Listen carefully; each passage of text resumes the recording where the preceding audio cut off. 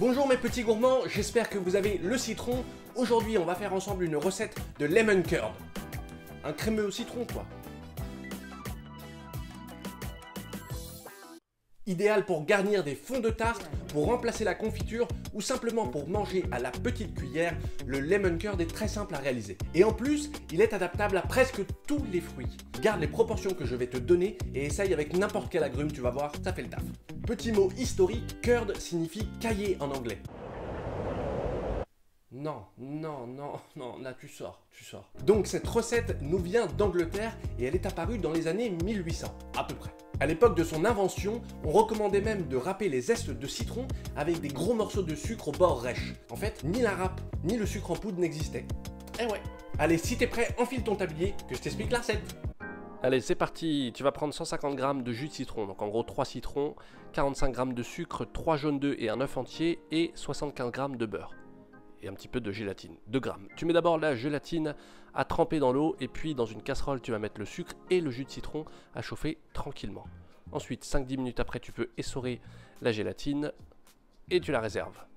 Il n'y a plus de traces de sucre dans le jus de citron, c'est parfait, tu mets sur feu moyen et tu vas venir directement verser les œufs. Tu peux les casser un petit peu comme ça pour faciliter le travail. Ensuite tu verses les œufs directement dans la préparation précédente. Tu remues un petit peu au fouet et surtout sur feu moyen, il ne faut pas que ça soit trop chaud, sinon les œufs vont cuire, ça va faire des œufs brouillés, c'est absolument pas l'objectif. A l'aide de la maryse maintenant, tu peux former des petits huîtres, tu remues, on appelle ça donc la cuisson à la nappe, c'est comme une crème anglaise, exactement pareil. Donc attention à ne pas dépasser la température de 83 degrés, sinon ça cuit. Tu vas avoir un petit peu de mousse qui se forme, c'est normal, l'évaporation du liquide. Tu continues à mélanger tranquillement, toujours sur feu moyen.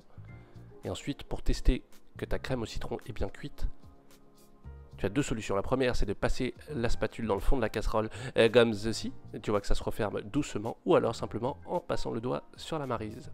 Tu ajoutes la gélatine, et puis tu vas verser ça dans un récipient haut. Il ne reste que plus qu'à incorporer tranquillement le beurre, donc tu ne mets pas tout d'un coup, tu mets 1, 2, 3 morceaux, et tu viens mixer au mixeur plongeant. On va faire foisonner cette belle crème, pour qu'elle soit parfaitement onctueuse. Oula, effets spéciaux chez Stan Patties.